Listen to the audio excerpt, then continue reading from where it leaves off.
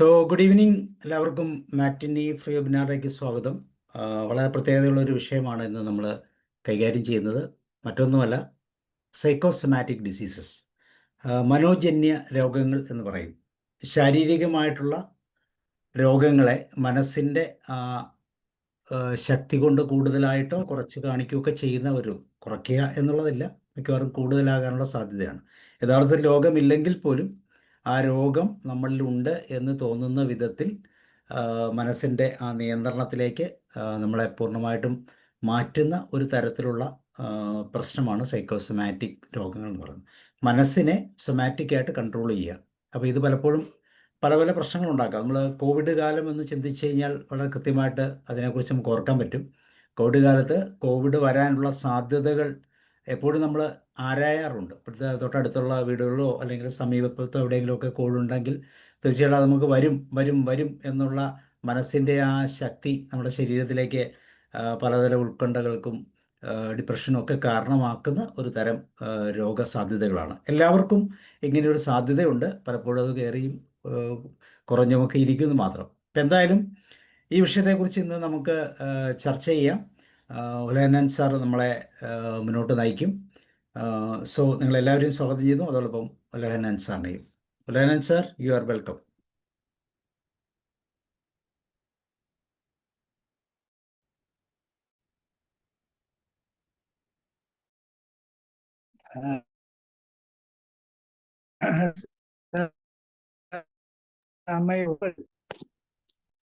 ഞാൻ കേൾക്കാം, പക്ഷേ സാർ ഒന്ന് അൺമ്യൂട്ട് ചെയ്തേക്ക്.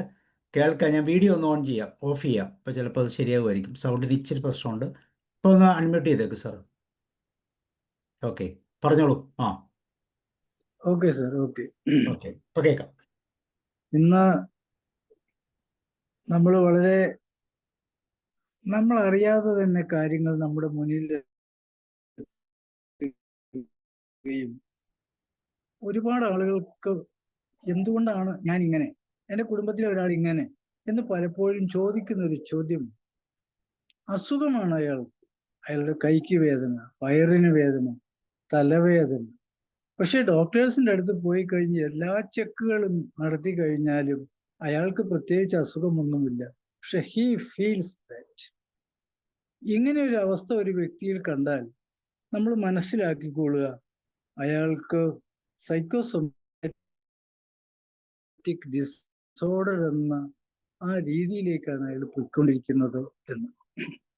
ഒരു തുടർച്ചയാണ്, ഒന്നിന് പിന്നാലെ മറ്റൊന്ന്. ഇന്ന് വലത്തെ കാലിലാണെങ്കിൽ അടുത്ത ദിവസം ഇടത്തെ കാൽ, ഇടത്തെ ഷോൾഡറിൽ നിന്ന് അത് വലത്തെ ഷോൾഡറിലേക്ക് മാറും. അപ്പൊ അങ്ങനെ ഒരു ബോധമില്ലാതെ കയറി വരുന്ന ഒരു അസ്വസ്ഥതയാണ് ഈ സൈക്കോസൊമാറ്റിക് രോഗാവസ്ഥ എന്ന് പറയുന്നത്. നമുക്ക് അത് ഒന്ന് വിശദമായിട്ട് നമുക്ക് ചിന്തിച്ചാല് എന്താണ് സൈക്കോസൊമാറ്റിക് അസ്വസ്ഥത, അതിനെക്കുറിച്ചാണ് നമ്മൾ ഇന്ന് പറയുന്നത്. സാബു സാർ വളരെ ചെറിയ രീതിയിൽ അത് പറഞ്ഞു. ഞാനും വളരെ കൂടുതലായിട്ടൊന്നും പറയാൻ ഉദ്ദേശിക്കുന്നില്ല. എങ്കിലും അതില്ലാതെ നമുക്ക് മുന്നോട്ട് പോകാൻ ഒക്കുകയില്ല. സാർ, എന്നെ കേൾക്കാനിരിക്കുന്നവരോട് ഒരു ചോദ്യമുണ്ട്. എന്താണ് സൈക്കോസൊമാറ്റിക് അസുഖമെന്ന് നമ്മൾ ധരിച്ചു വെച്ചിരിക്കുന്നത്, അല്ലെങ്കിൽ അത് പലരും കേട്ടിട്ടുണ്ട്. എന്താണത് എന്നൊന്ന് പറയാമോ? ആരെങ്കിലും ഒരാളോ രണ്ടാളോ? അൺമ്യൂട്ട് ചെയ്ത് പറയാം കേട്ടോ. റോഹിത് സാറേ ഒന്ന്. സാറേ, രോഗം ഇല്ലാതെ തന്നെ മനസ്സിൽ എനിക്ക് ഇന്ന പോലെ രോഗമുണ്ട് എന്നുള്ള ഒരു തോന്നലിലൂടെ ഞാൻ രോഗിയാണെന്നുള്ള ഇത്. മാം പറഞ്ഞത് വളരെ ശരിയാണ്. യഥാർത്ഥത്തിൽ അയാൾക്ക് രോഗമില്ല, രോഗഭീതി മാത്രമേ ഉള്ളൂ. അപ്പൊ രോഗഭീതി മാറ്റപ്പെടുന്നില്ലെങ്കിൽ യഥാർത്ഥ രോഗമായിട്ട് പിന്നീട് അത് മാറ്റപ്പെടും. അതാണ് നമ്മുടെ സൈക്കോസൊമാറ്റിക് ഡിസോർഡറിന്റെ പ്രത്യേകത. അപ്പൊ ഇവിടെ കുറച്ചുകൂടെ വിശദമായിട്ട് പറഞ്ഞാല്, ഒരു വ്യക്തിയുടെ ജീവിത സാഹചര്യങ്ങളിൽ അനുഭവപ്പെടുന്ന മാനസിക പിരിമുറുക്കവും വൈകാരിക പ്രശ്നങ്ങളും ശാരീരികമായ അസ്വസ്ഥതകളും രോഗങ്ങൾക്ക് കാരണമാകുന്നു എന്ന അവസ്ഥയാണ് സൈക്കോസൊമാറ്റിക് അസുഖങ്ങൾ. ഇവിടെ ശാരീരികമായ പ്രശ്നങ്ങളും മാനസികമായ പ്രശ്നങ്ങളും പരസ്പരം പങ്കുവെക്കപ്പെട്ടിട്ട് അത് യഥാർത്ഥ രോഗമായി ഫീൽ ചെയ്യുന്ന ഒരു അവസ്ഥ. അതായത് ഇവർ പരസ്പരം ശരീരവും മനസ്സും പ്രതിപ്രവർത്തനം നടത്തുന്ന ഒരവസ്ഥയാണ് ഈ രോഗം കൊണ്ട് നാം ഉദ്ദേശിക്കുന്നത്. യഥാർത്ഥത്തിൽ ഇല്ലാത്ത ഒന്നിനെ നാം കെട്ടിപ്പൊക്കി ഉണ്ടാക്കി അത് തന്നെയാണ് എനിക്ക് എന്ന്. സൈക്കോ എന്ന വാക്കിനർത്ഥം ശരിക്കും പറഞ്ഞാൽ അത് മനസ്സാണ്. മനസ്സിനെയാണ് നാം സൈക്കോ എന്ന് വിളിക്കുക. സൊമാറ്റിക് എന്ന് പറയുന്നത് അതിനർത്ഥം എന്താ ചോദിച്ചാൽ ശരീരത്തെ സംബന്ധിച്ചതാണ്. ഇവിടെ സൈക്കോസൊമാറ്റിക് എന്ന് പറയുമ്പോൾ മനസ്സിനെയും ശരീരത്തെയും ബാധിക്കുന്ന അസ്വസ്ഥത, ആ രോഗാവസ്ഥയാണ് സംഭവം. ഇത് കുട്ടികൾ ഉൾപ്പെടെ എല്ലാവർക്കും സംഭവിക്കാവുന്നതാണ്. ഇപ്പൊ വ്യക്തമായ മെഡിക്കൽ കാരണങ്ങൾ ഇല്ലെങ്കിൽ പോലും വൈകാരികമായി മാനസികവുമായ സമ്മർദ്ദം, ശാരീരിക ലക്ഷണങ്ങൾ നയിക്കുമ്പോഴാണ് ഇത് മാനസിക രോഗമായി മാറുന്നത്. അപ്പൊ അത് കുട്ടികൾ എന്നുള്ളതിനെ കുറിച്ച് യാതൊരു മാറ്റവുമില്ല. വലിയവരെക്കാൾ ചിലപ്പോഴൊക്കെ കുട്ടികളിലാണ് ഇത് കൂടുതൽ ഉണ്ടാകുന്നത്. അപ്പൊ അവനിൽ ഉണ്ടായ ഭയം, അതാണ് അതിന്റെ പ്രധാന കാരണം. ഇപ്പൊ ലോകാരോഗ്യ സംഘടന മാനസിക ആരോഗ്യത്തെക്കുറിച്ച് പറയുന്നത് മാനസിക ആരോഗ്യം ശാരീരിക ആരോഗ്യത്തിന് അവിഭാജ്യ ഘടകമായി മുന്നോട്ട് പോകുന്നു. മാനസിക ആരോഗ്യം ഇല്ലെങ്കിൽ ഒരുവൻ പൂർണ്ണമായും ആരോഗ്യവാനാണെന്ന് പറയാൻ കഴിയില്ല. അപ്പൊ ഇതിൽ നിന്ന് നമ്മൾ എന്ത് മനസ്സിലാക്കുന്നു? മനസ്സ് ശരീരം അഭേദ്യമായി ബന്ധപ്പെട്ടിരിക്കുന്നു എന്നുള്ളതാണ്. നമുക്ക് പലപ്പോഴും ഉണ്ടാവുന്ന അസുഖങ്ങൾക്കുള്ള അടിസ്ഥാന കാരണം മനസ്സിലുണ്ടാകുന്ന പ്രശ്നങ്ങൾ തന്നെയാണ്. അതാണ് വളരെ പ്രധാനപ്പെട്ട ഒരു കാര്യം. ശാരീരികമായ അസുഖം നമുക്ക് അനുഭവപ്പെടുന്നത് മാനസികമായ പ്രശ്നങ്ങൾ ശാരീരികമായി ബന്ധപ്പെടുമ്പോഴാണ്, പ്രതിക്രിയ ചെയ്യുമ്പോഴാണ്. ഇനി കാരണങ്ങളെ കുറിച്ച് വിശദമായിട്ടൊന്ന് നമുക്ക് നോക്കിയാല് സൈക്കോളജിക്കൽ ആയിട്ടുള്ള കാരണങ്ങളും ശാരീരിക കാരണങ്ങളും അതിനകത്തുണ്ട്. വൈകാരിക കാരണങ്ങളുണ്ട്, ശാരീരിക കാരണങ്ങളുണ്ട്. പലപ്പോഴും മാനസികവും ഭൗതികവും ജനിതകവും സാമൂഹികമായ ഒരുപാട് ഘടകങ്ങൾ ഇതിനകത്ത് ചേർന്ന് കിട്ടുന്നുണ്ട്. ഈ മാനസിക സമ്മർദ്ദം വിട്ടുമാറാത്ത മനസ്സിന്റെ ഒരു സമ്മർദ്ദം തുടരുകയാണെങ്കിൽ, വിട്ടുമാറാതിരിക്കുന്നെങ്കിൽ ഇത് ഏറ്റവും പ്രധാനപ്പെട്ട ഒരു ലക്ഷണമായി നമുക്കെടുക്കാം. മനസ്സ് നിരന്തരമായിട്ട് സംഘർഷാവസ്ഥയിലായിരിക്കുമ്പോൾ അത് ശരീരത്തിലേക്ക് പ്രകടമാവുകയും ഈ പ്രകടമായ വസ്തുത കാലക്രമണത്തിൽ യഥാർത്ഥ രോഗമായി മാറുകയും ചെയ്യുന്ന അവസ്ഥയാണിത്. അപ്പൊ നമ്മുടെ മനസ്സ് തുടർച്ചയായി ഈ അസ്വസ്ഥത അനുഭവിക്കുമ്പോൾ ഇത് പിന്നീട് ശരീരത്തിലേക്ക് കടന്നു പോവുകയും സൈക്കോസൊമാറ്റിക് അസുഖമായി അത് മാറുകയുമാണ് ചെയ്യുന്നത്. രണ്ടാമത്തെ വൈകാരിക ആഘാതങ്ങൾ ഉണ്ടാകുമ്പോൾ രണ്ടാമത്തെ ഒരു കാരണമാണ് ഞാൻ പറയുന്നത്. വൈകാരിക ആഘാതം ഉണ്ടാകുമ്പോൾ അത് മുൻകാല ജീവിതത്തിലുണ്ടായ ആഘാതങ്ങൾ മാനസിക ആരോഗ്യത്തിൽ ദീർഘകാലം നിലനിൽക്കുകയും അതിൻ്റെ പ്രത്യാഘാതങ്ങൾ ഉണ്ടാക്കുകയും ചെയ്യുന്നു. ആ പ്രത്യാഘാതങ്ങൾ പരിഹരിക്കപ്പെടാതെ മുന്നോട്ട് പോകുമ്പോഴാണ് നമ്മുടെ ശരീരം അതിനെ നേരിടാൻ മുന്നിലിറങ്ങുന്നു. അങ്ങനെ മുന്നിലിറങ്ങുമ്പോഴാണ് അപ്പോൾ ഉണ്ടാകുന്ന അനുഭവമാണ് സൈക്കോസൊമാറ്റിക് രോഗത്തിന്റെ ലക്ഷണമായിട്ട് നമുക്ക് അറിയാൻ കഴിയുന്നത്. രണ്ടാമത്തെ ഒരു കാരണമെന്ന് പറയുന്നത് വ്യക്തിത്വ സവിശേഷതകളാണ്. അമിതമായ ഉത്കണ്ഠാകുലരാകുകയും സ്വയം വിമർശനാത്മകരാകുകയും ചെയ്യുന്ന വ്യക്തികൾ, അങ്ങനെയാണല്ലോ പലപ്പോഴും സ്വയം വിമർശനത്തിന് അടിമയാവുക. അപ്പൊ ആ വ്യക്തിത്വങ്ങളില് സൈക്കോസൊമാറ്റിക് ലക്ഷണങ്ങൾ പ്രകടമാക്കുന്നതിനുള്ള സാധ്യത വളരെ കൂടുതലാണ്. അപ്പൊ ഈ സ്വഭാവ പ്രകൃതമുള്ള വ്യക്തികൾക്ക് ജീവിത സാഹചര്യങ്ങളിൽ ഉണ്ടാകുന്ന മാനസിക സമ്മർദ്ദത്തെ നേരിടാൻ പ്രാപ്തിയില്ലാതാകുന്നതാണ് ഈ സൈക്കോസൊമാറ്റിക് അസുഖം ഉണ്ടാവാനുള്ള മറ്റൊരു പ്രധാനപ്പെട്ട കാരണം. ഇനിയും മുന്നോട്ട് പോകുമ്പോൾ മൂന്നാമതൊരു കാരണമായിട്ട് നമുക്ക് പറയാവുന്നത് ഉത്കണ്ഠയും വിഷാദവുമാണ്. അമിതമായ ഉത്കണ്ഠയും വിഷാദവും സൈക്കോസൊമാറ്റിക് അസുഖങ്ങൾക്ക് കാരണമായി മാറ്റപ്പെടുന്നുണ്ട്. ഇപ്പൊ ശരീരവേദനകൾ വർദ്ധിപ്പിക്കാൻ ഇത് കാരണമായി മാറുന്നു. ഇപ്പൊ ശരീരത്തിന് വേദന പല സ്ഥലത്തും നമുക്ക് അനുഭവപ്പെടുന്നുണ്ട്. അത് അമിതമായ ഉത്കണ്ഠയുടെ ഫലമാണ് എന്ന് നമുക്ക് അറിയാനായിട്ട് കഴിയും. ഇനി വീണ്ടും ജനിതക ഘടകങ്ങളുണ്ട്. ജനിതകമായി പരമ്പരാഗതമായി ഉള്ള ഘടകങ്ങൾ അതെന്തൊക്കെയാന്ന് നോക്കിയാലോ. ജനിതകമായ മാറ്റങ്ങൾ, പ്രത്യേകിച്ച് ന്യൂറോ കെമിക്കൽ അസന്തുലിതാവസ്ഥ, ഹോർമോൺ വ്യതിയാനങ്ങൾ, ഇവയൊക്കെ ഒരു വ്യക്തിയെ ഈ അസുഖത്തിലേക്ക് വലിച്ചെടുക്കുന്നതായിട്ട് കാണും. ഇവിടെ വിട്ടുമാറാത്ത സമ്മർദ്ദം പലപ്പോഴും തലച്ചോറിന്റെ ഘടനയെയും പ്രവർത്തനത്തെയും മാറ്റിമറിക്കുന്നുണ്ട് എന്ന് ശാസ്ത്രം നമ്മളോട് പറയുന്നത്. ആ മാറ്റിമറിക്കലാണ് ഇതിൻ്റെ പുറകിലുള്ള മറ്റൊരു കാര്യം. ഇനി വീണ്ടും മുന്നോട്ട് പോകുമ്പോൾ കുടുംബ പശ്ചാത്തലവും മുൻകാല ജീവിതാനുഭവങ്ങളും മറ്റൊരു കാര്യമാണ്. നമുക്കറിയാം ഓരോരുത്തരുടെയും കുടുംബ പശ്ചാത്തലങ്ങൾ വ്യത്യസ്തമാണ്. ഇറിറ്റേറ്റീവായും ഉത്കണ്ഠാകുലരായും സ്ട്രെസ് ഉള്ളതുമായ കുടുംബത്തിൽ വളരുന്ന ആളുകളുണ്ട്. അവരെക്കുറിച്ച് നമ്മളൊന്ന് ആലോചിച്ചാൽ മാനസിക സമ്മർദ്ദവും വൈകാരിക പ്രശ്നങ്ങളും വേണ്ട രീതിയിൽ കൈകാര്യം ചെയ്തിട്ടില്ലാത്ത കുടുംബങ്ങളിൽ വളരുന്ന ധാരാളം വ്യക്തികളുണ്ട്.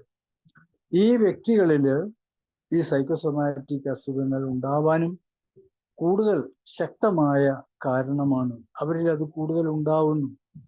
പിന്നെ ഇടയ്ക്കിടയ്ക്കുണ്ടാകുന്ന സമ്മർദ്ദം, സംഘർഷമോ അത് കാണുമ്പോൾ അനുഭവിക്കുന്ന ഈ അനുഭവം ഉണ്ടാകുന്ന കുട്ടികളുടെ കാര്യത്തിലും ഈ ലക്ഷണം വളരെ പ്രസക്തമാണ്. തുടക്കത്തിൽ ഞാൻ പറഞ്ഞു, കുട്ടികളെന്നോ വലിയവരെന്നോ ഇതിന് പ്രത്യേകിച്ച് മാറ്റപ്പെടാൻ ഒന്നും തന്നെ ഇല്ല. കുട്ടികളിലും ഉണ്ടാവും ഇത്. അപ്പൊ ഈ കുട്ടികളിൽ ഉണ്ടാകുന്നത് കുടുംബ പശ്ചാത്തലത്തിന്റെ ബലത്തിലാണ്. കുടുംബം മോശമായൊരു പശ്ചാത്തലത്തിലാണെങ്കിൽ അത് കുട്ടികളിൽ സ്ട്രെസ് ഉണ്ടാക്കുന്നു. തുടർന്ന് ഈ സൈക്കോസൊമാറ്റിക് അസുഖത്തിലേക്ക് അവരും കയറിപ്പോകുന്നതാണ്. അടുത്തൊരു കാരണം നമുക്ക് പറയാം, കോപ്പിംഗ് മെക്കാനിസമാണ്. ഒരു കാര്യം വന്നാൽ അതിനെ എങ്ങനെ നേരിടുന്നു എന്ന രീതിക്ക് തന്നെ ഈ അസുഖത്തിലേക്ക് കൊണ്ടുപോകാനായിട്ട് കഴിയും. അത് പ്രശ്നങ്ങൾ ഒഴിവാക്കാനായി ലഹരി വസ്തുക്കളുടെ ഉപയോഗം, മറ്റു രീതിയിലുള്ള പ്രയോഗങ്ങൾ, അമിതമായ ഉത്കണ്ഠ പ്രകടിപ്പിക്കുക തുടങ്ങിയ അനാരോഗ്യകരമായ കോപ്പിംഗ് മെത്തേഡ്സ് ഉപയോഗിക്കുകയാണെങ്കിൽ അത് സൈക്കോസൊമാറ്റിക് അസുഖങ്ങൾക്ക് ശക്തമായ കാരണമായി മാറുന്നു എന്ന് നമുക്ക് അറിയാൻ കഴിയും. അപ്പോൾ ഇത്രയും നേരം എന്താണ് സൈക്കോസൊമാറ്റിക് അസുഖമെന്നും അത് വരാനുള്ള കാര്യങ്ങളെക്കുറിച്ചും കാരണങ്ങളെക്കുറിച്ചും ഒക്കെ നമ്മൾ പറഞ്ഞു.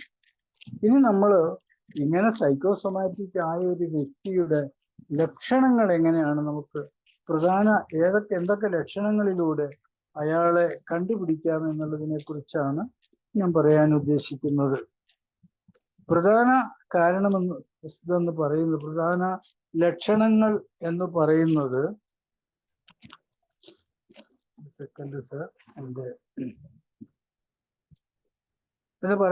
ന്യൂറോളജിക്കൽ ലക്ഷണങ്ങളിൽ പ്രധാനമായി അത് നമ്മൾ വളരെയേറെ ശ്രദ്ധിക്കേണ്ട ഒരു കാര്യമാണ്. ന്യൂറോളജിക്കൽ ലക്ഷണങ്ങൾ തലവേദന, തലകറക്കം, തുടർച്ചയായ മാനസിക സമ്മർദ്ദം. നിരന്തരമായ തലവേദനയ്ക്ക് കാരണമാവുകയാണെങ്കിൽ ഉറക്കമില്ലായ്മയ്ക്ക് അത് കാരണമാകുന്നു. അത് നമ്മളെ ഈ അസുഖത്തിലേക്ക് വലിച്ചിഴയ്ക്കുകയാണ് ചെയ്യുന്നത്. അടുത്തതായിട്ട് പറഞ്ഞാൽ വിട്ടുമാറാത്ത വേദന. അത് വളരെ പ്രധാനപ്പെട്ട ഒരു കാര്യമാണ്. വിട്ടുമാറാത്ത വേദന. പുറം വേദനയുണ്ട്, സന്ധിവേദനയുണ്ട്, പേശിവേദന. അപ്പോൾ ഇത്തരം വേദനകൾ വിശദീകരിക്കാനാവാത്ത ക്ഷീണം സൈക്കോസൊമാറ്റിക് അസുഖത്തിന്റെ ഒരു പ്രധാന ലക്ഷണമാണ്. അയാൾക്കൊന്നും ചെയ്യാൻ കഴിയുന്നില്ല, ഭയങ്കര ക്ഷീണം, കിടപ്പ് തന്നെ കിടപ്പ്, ഒന്നും ആരോടും ഉരിയാടുന്നില്ല. അങ്ങനെ ഒരു അവസ്ഥയുണ്ട് ഇതിൽ. ഇത് ഉറക്കത്തിന്റെ പ്രശ്നത്തിലൂടെ ചേർന്നാണ് ഇത് കയറി വരിക. അപ്പോൾ വേദനകളെ കുറിച്ച് ഞാൻ പറഞ്ഞു, ഉറക്കത്തെക്കുറിച്ച് പറഞ്ഞു, സമ്മർദ്ദവും ഉത്കണ്ഠയും വേഗത്തിലുള്ള ഹൃദയമിടിപ്പിന്, ഉയർന്ന രക്തസമ്മർദ്ദത്തിന് കാരണമാവുകയും ഹൃദയാഘാതവും മരണവും സംഭവിക്കാനുള്ള അവസ്ഥയും ഉണ്ടാകും. അപ്പൊ ഈ ഹൃദയമിടിപ്പ് കൂടുക, പാൽപിറ്റേഷൻ, അത് കൂടുന്ന സമയത്ത് അങ്ങനെയുള്ള ഒരു അവസ്ഥയിലേക്ക് വരുമ്പോൾ അത് ഹൃദയ ആഘാതത്തിനും മരണത്തിനും കാരണമാവുകയാണ് ചെയ്യുന്നത്. വീണ്ടും ഇത്തരം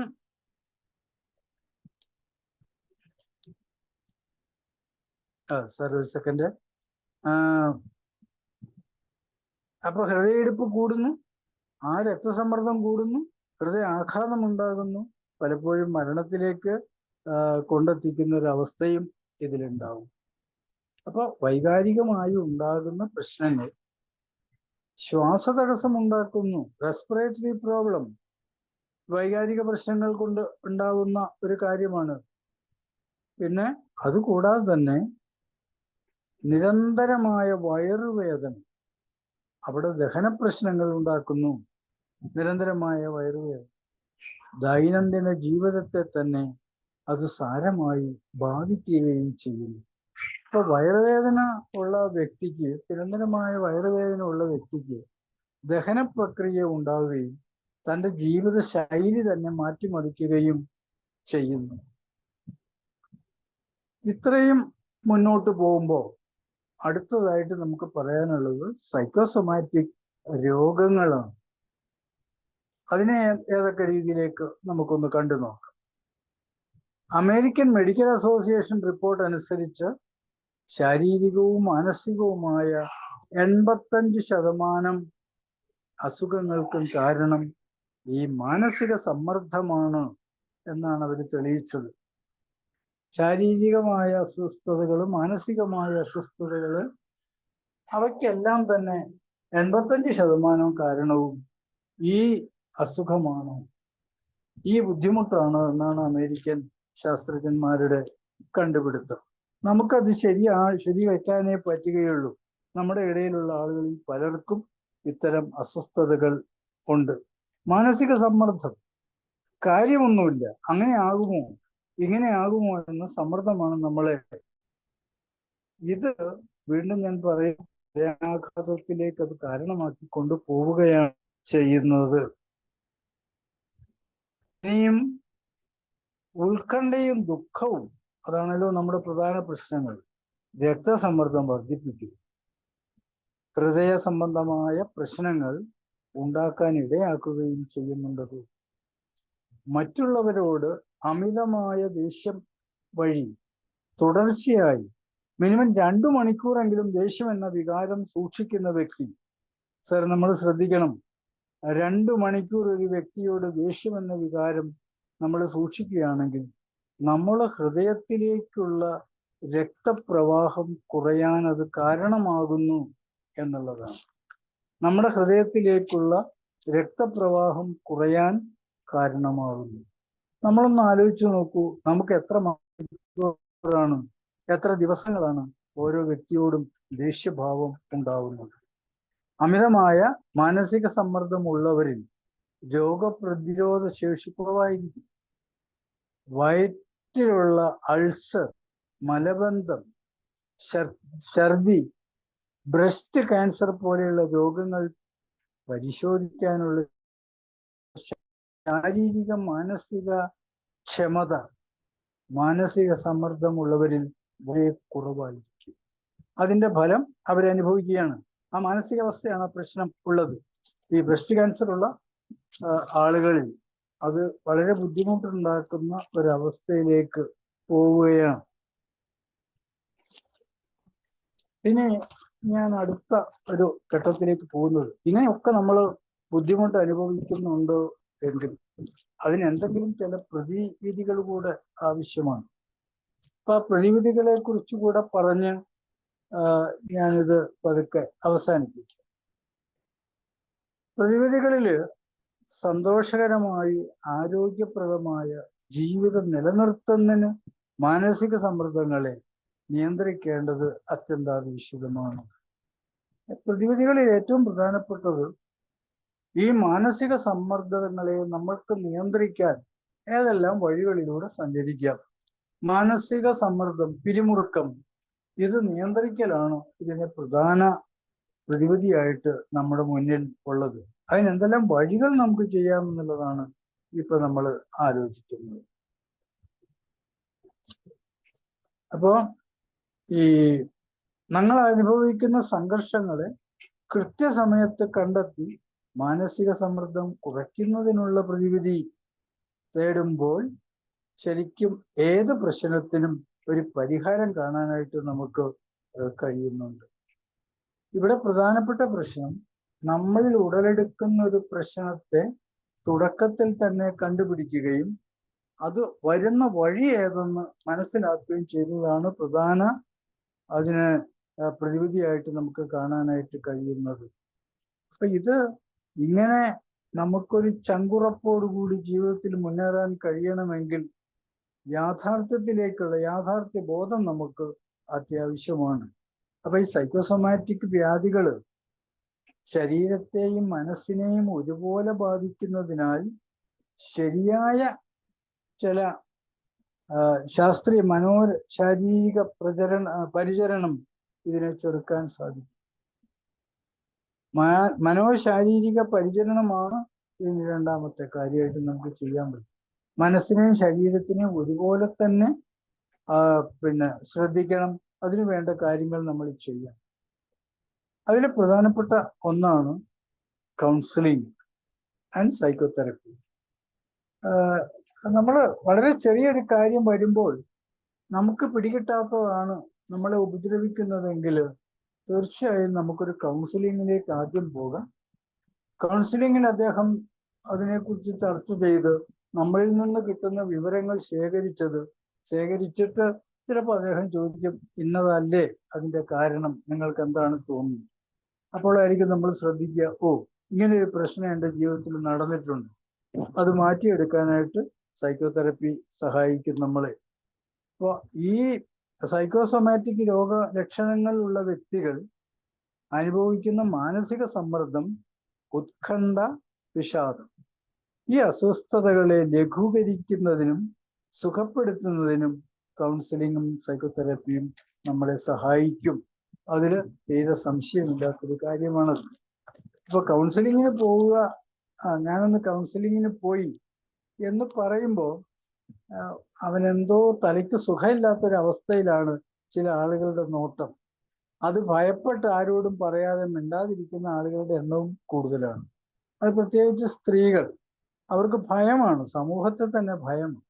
ഇപ്പൊ രോഗലക്ഷണങ്ങളുള്ള വ്യക്തിയുടെ മാനസികാവസ്ഥ ബാധിക്കുന്ന ചിന്തകളെയും വിശ്വാസങ്ങളെയും വിശകലനം ചെയ്യുന്ന CBT, കോഗ്നിറ്റീവ് ബിഹേവിയർ തെറാപ്പി, അത് വ്യക്തിയുടെ സ്വഭാവത്തിലും പെരുമാറ്റത്തിലും മാറ്റമുണ്ടാക്കുന്ന നിഷേധാത്മകമായ വൈകാരിക സ്വഭാവങ്ങളെ മറികടക്കാൻ സഹായിക്കുന്നു. CBT ആണ് ഇതിലേറ്റവും നല്ല രീതിയിൽ. ഉയർന്ന തലത്തിലെത്തിയിട്ട് CBT കൊണ്ട് കാര്യമുണ്ടോ എന്ന് ചോദിച്ചാൽ ആദ്യം മറ്റു രീതിയിൽ പോയി തിരിച്ച് CBTയിലേക്ക് വന്ന് രക്ഷപ്പെടുത്താനായിട്ട് കാണും. രോഗലക്ഷണങ്ങൾക്ക് കാരണമാകുന്ന നെഗറ്റീവ് ചിന്ത, ആ രീതികൾ തിരിച്ചറിയാനും മാറ്റം വരുത്താനും സഹായിക്കുന്ന വിഷാദം, കോപം, ഭയം, വിട്ടുമാറാത്ത വേദന തുടങ്ങിയ നെഗറ്റീവ് സാഹചര്യങ്ങളെ അതിജീവിക്കാൻ രോഗലക്ഷണത്തോടുള്ള വ്യക്തിയുടെ ശരിക്കും പറഞ്ഞാല് അതിനോടുള്ള ആ വ്യക്തിയുടെ നെഗറ്റീവ് തോട്ട്സ് അദ്ദേഹം തന്നെ മാറ്റി മറിക്കാൻ ഈ ചികിത്സ സഹായിക്കും. കൂടാതെ തന്നെ നമ്മൾ പറയുന്നുണ്ട് മൈൻഡ്ഫുൾനെസ്, ബേസിക് തെറാപ്പി സമ്മർദ്ദം കുറയ്ക്കുന്നതിനും വികാരങ്ങളെ നിയന്ത്രിക്കുന്നതിനും മനസ്സ് സജ്ജമാവുകയും ചെയ്യുന്നു. ഒന്നുകൂടെ ഉറപ്പിച്ച് പറയുകയാണ്, നമ്മുടെ തെറപ്പിയുടെ ബേസ്ഡ് തെറപ്പിയുടെ സമ്മർദ്ദം കുറയ്ക്കാനും വികാരങ്ങളെ നിയന്ത്രിക്കുന്നതിനും സഹായിക്കുകയും സജ്ജമാക്കുകയും ചെയ്യും. ശാരീരികമായി പ്രകടമാകുന്ന പരിഹരിക്കപ്പെടാത്ത മാനസിക ആഘാതത്തിൽ ലഘൂകരിക്കുന്നതിനാണ് ട്രോമ ഫോക്സ്ഡ് തെറപ്പി. അതായത് ആ വ്യക്തിയിൽ ഉണ്ടായത് എന്ത്, ബാല്യകാല ട്രോമയാവാം, ചൈൽഡ് ട്രോമയാവാം, അത് മനസ്സിലാക്കിക്കൊണ്ട് അതിനെ ചികിത്സിക്കുന്ന അവസ്ഥ. ട്രോമ ചികിത്സകൾ നമുക്കുണ്ട്, അത് ചെയ്യാം. സ്ട്രെസ് മാനേജ്മെന്റ് ടെക്നിക്കുകൾ ഈ പ്ലാറ്റ്ഫോമിൽ പല പ്രാവശ്യവും ഈ സ്ട്രെസ് മാനേജ്മെന്റ് നമുക്ക് ക്ലാസ്സുകൾ എടുത്തിട്ടുള്ളതാണ്. ആ സ്ട്രെസ് മാനേജ്മെന്റിലേക്ക് നമുക്ക് പോകാം. അതില് സ്ട്രെസ് ലെവലുകൾ നിയന്ത്രിക്കുന്നതിന് നമ്മൾ ഉപയോഗിക്കുന്നത് ഡീപ്പ് ബ്രീത്തിങ്, ധ്യാനം, അതല്ലെങ്കിൽ യോഗ പോലെയുള്ള റിലാക്സേഷൻ ടെക്നിക്കുകൾ ദിനചര്യകളിൽ ഉൾപ്പെടുത്തുക. അതുവഴി നമ്മളിൽ ഉണ്ടാകുന്ന ക്ഷീണത്തെയും മാറ്റുവാനും ഏകാഗ്രത വർദ്ധിപ്പിക്കാൻ നമുക്ക് കഴിയും. നല്ല ഉറക്കം കിട്ടും. യോഗ പ്രാക്ടീസ് ചെയ്യുന്നവർക്ക് ഉറക്കത്തെക്കുറിച്ചുള്ള പ്രശ്നമില്ല, അവർ കൃത്യമായി ഉറങ്ങുന്ന അവസ്ഥയാണ്. അപ്പോൾ ശാരീരിക വ്യായാമങ്ങൾ സമ്മർദ്ദം കുറയ്ക്കാൻ സഹായിക്കുന്നുണ്ട്, മാനസിക ആരോഗ്യം മെച്ചപ്പെടുത്താനും സഹായിക്കും. ഇതോടൊപ്പം ശാരീരിക മാനസികമായ ആരോഗ്യം നിലനിർത്താൻ നമ്മൾ സ്വീകരിക്കേണ്ടത് സമീകൃത ആഹാരമാണ്. ലഹരി വസ്തുക്കളുടെ ദുരുപയോഗം ഒഴിവാക്കുക ചെയ്യുമ്പോൾ നമ്മുടെ ജീവിതം ആരോഗ്യകരമായി മുന്നോട്ട് പോകും.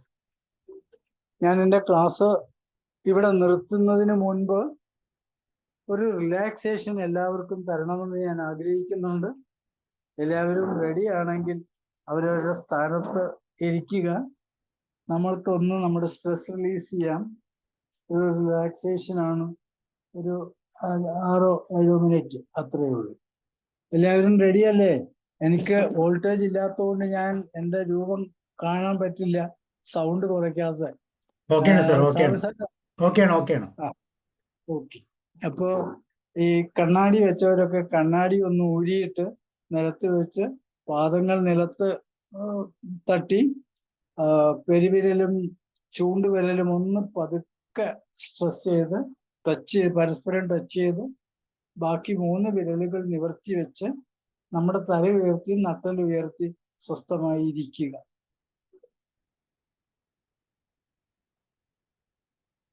ഒരു 5 പ്രാവശ്യം സാധാരണ ശ്വാസം എടുത്ത് വിടുക.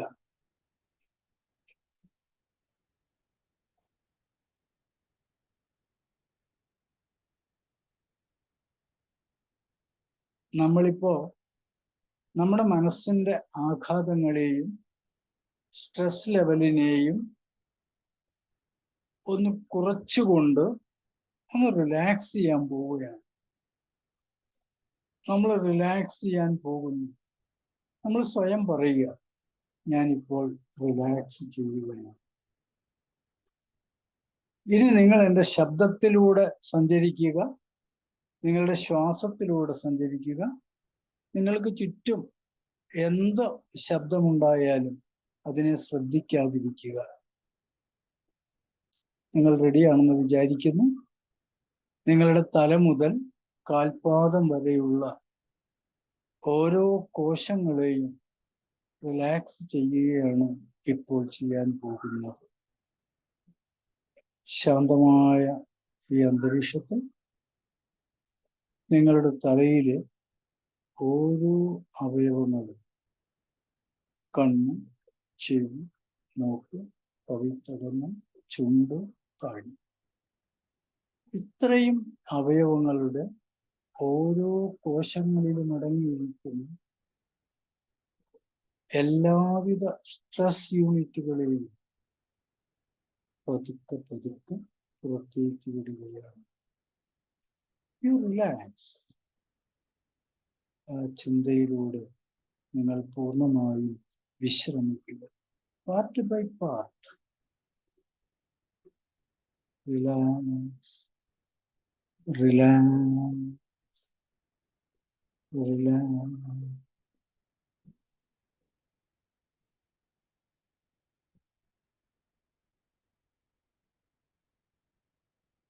ഈ റിലാക്സേഷൻ താഴോട്ട് താഴോട്ട് പോരുമ്പോൾ നിങ്ങളുടെ കഴുത്തിലെയും തോളിലെയും ഓരോ മാംസപേശിയും അതിലെ കോശങ്ങളും പരിപൂർണ വിശ്രമത്തിലാണ്. പരിപൂർണ വിശ്രമത്തിലാണ്. Relax, relax, relax, relax.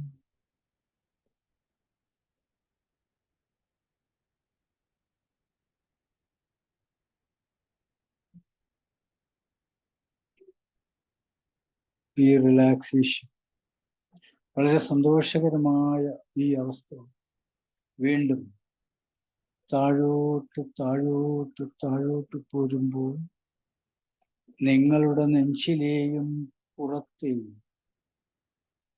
ഓരോ മാംസപേശിയും കോശങ്ങളും ഇപ്പോൾ പരിപൂർണ വിശ്രമാവസ്ഥയിലാണ്. So you relax. You simply relax, relax, and relax.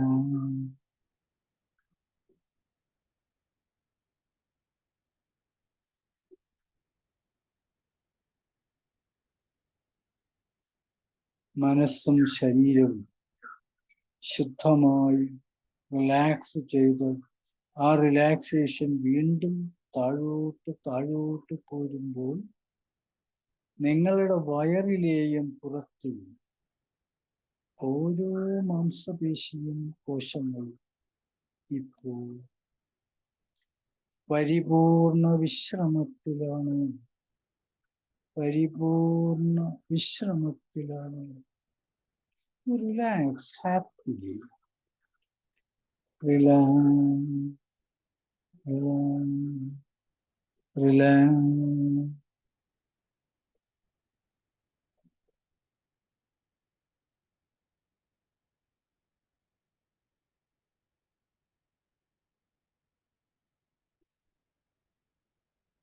ഈ റിലാക്സേഷൻ വീണ്ടും നിങ്ങളുടെ ശരീരത്തിലുള്ള നിങ്ങളുടെ ഹൃദയം,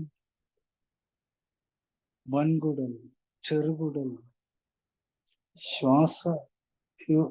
ശ്വസനക്രിയകൾ ചെയ്യുന്ന ഓരോ അവയവങ്ങളും അതിലെ ഓരോ മാംസപേശിയും, പ്രത്യേകിച്ച് നിങ്ങളുടെ ഹൃദയത്തിലെ ഓരോ മാംസപേശിയും കോശങ്ങളും ഇപ്പോൾ വിശ്രമത്തിലാണ്. പരിപൂർണ വിശ്രമത്തിലാണ്. So you relax, relax, relax, and relax.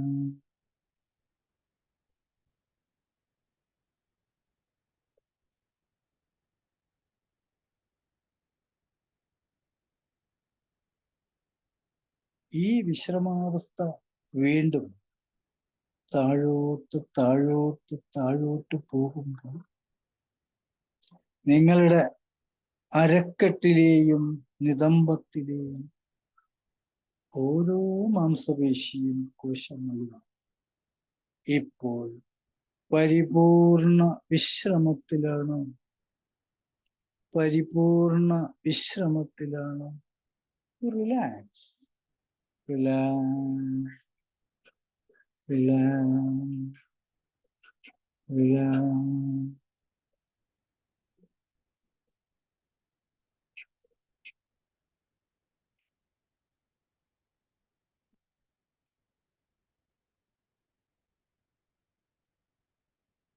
ഉറക്കത്തേക്കാൾ സുഖകരമായ ഈ വിശ്രമാവസ്ഥ അരക്കെട്ടിൽ നിന്നും നേരെ താഴോട്ട് താഴോട്ട് താഴോട്ട് നിങ്ങളുടെ ഇരു തുടകളിലെയും ഓരോ മാംസപേശിയും കോശങ്ങളും ഇപ്പോൾ പരിപൂർണ വിശ്രമത്തിലാണ്. പരിപൂർണ വിശ്രമത്തിലാണ്. Relax, relax, relax and relax.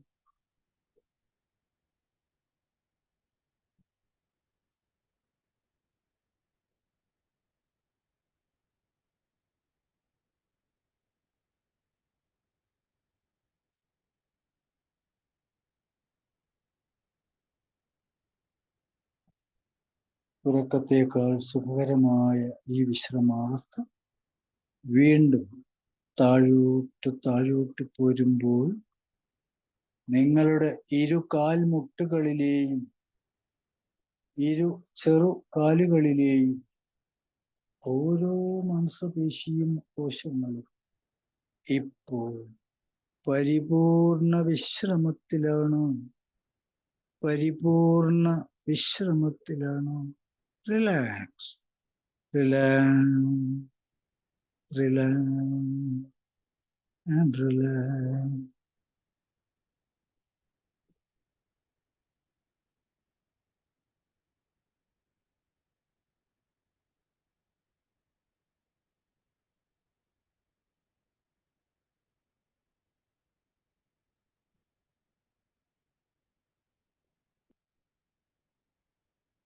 മനുഷ്യനെ ഈ ഭൂമിയുമായി ബന്ധിച്ച് ഓരോ നിമിഷത്തിലും ഭൂമിയുടെ പുറത്തൂടെ നടന്നു പോകുന്ന മനുഷ്യന് ഈ വിശ്രമാവസ്ഥ ആ കാലുകളിലേക്കാണ്. ആ കാലുകളിൽ ഓരോ മാംസപേശിയും കോശങ്ങളും, ആ കാൽപാദങ്ങളിലെ ഓരോ മാംസപേശിയും കോശവും ഇപ്പോൾ പരിപൂർണ വിശ്രമത്തിലാണ്. പരിപൂർണ വിശ്രമത്തിലാണ്. You relax, relax, relax, relax.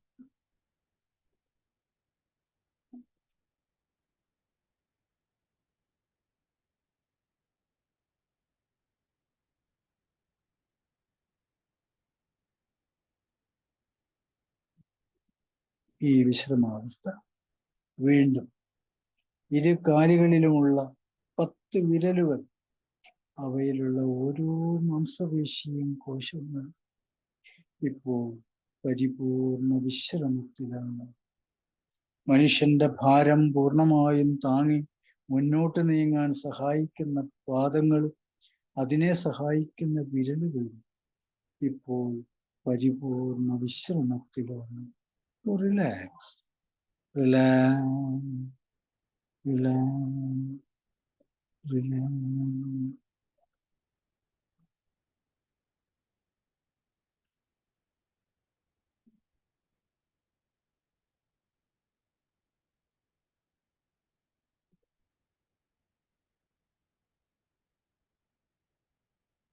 സന്തോഷകരമായ ഒരു അനുഭവത്തിലൂടെ കടന്നു പോകുന്ന നിങ്ങൾക്ക് നിങ്ങളുടെ കണ്ണുകൾ തുറക്കാനുള്ള അനുവാദം നൽകുകയാണ്.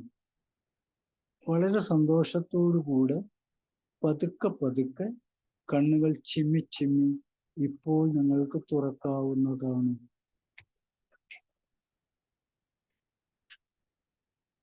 വളരെ സന്തോഷത്തോടുകൂടി കണ്ണുകൾ ചിമ്മി ചിമ്മി തുറക്കാവുന്നതാണ്.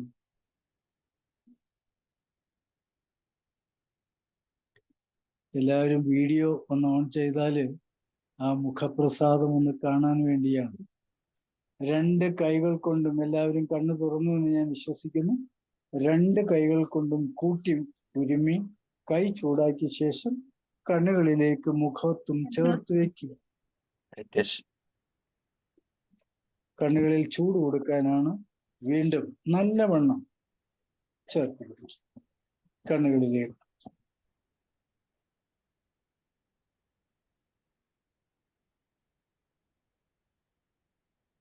ആ പ്രവർത്തനം കഴിഞ്ഞെങ്കിൽ ഹൗ യു ഫീൽ നൗ? തിരക്കായിട്ട് ചോദിച്ചു എന്ന് വിചാരിക്കരുത്. കൃത്യം 8 മണി സാബു സാറിനോട് നമസ്തേ പറയണം. അതുകൊണ്ട് എന്ത് ഫീലിംഗ് നമുക്ക് കിട്ടി? വിശ്രമം കിട്ടിയോ? നിങ്ങൾക്ക് വെയിറ്റ് ഒരല്പം കുറഞ്ഞതായി തോന്നിയോ? തലയുടെ ഭാരം കുറഞ്ഞതായി തോന്നിയോ? നമ്മുടെ സ്ട്രെസ് സ്ട്രെസ് കുറയുന്ന മാതിരി തോന്നും സാറേ കുറേ നേരത്തേക്ക്. ഓക്കെ. എന്ത് ബുദ്ധിമുട്ടുണ്ടെങ്കിലും നമ്മളെ റിലാക്സേഷന് സാധാരണ പാവം നമ്മുടെ ഹൃദയത്തെ മൈൻഡ് ചെയ്യാറില്ല. പക്ഷെ നമ്മളിപ്പോ ആ ഹൃദയത്തെ തൊട്ടുപിടിച്ചാണ്, നമ്മുടെ ശ്വസന പ്രക്രിയയും കൂടി തൊട്ടുപിടിച്ചാണ് റിലാക്സേഷൻ നൽകിയത്.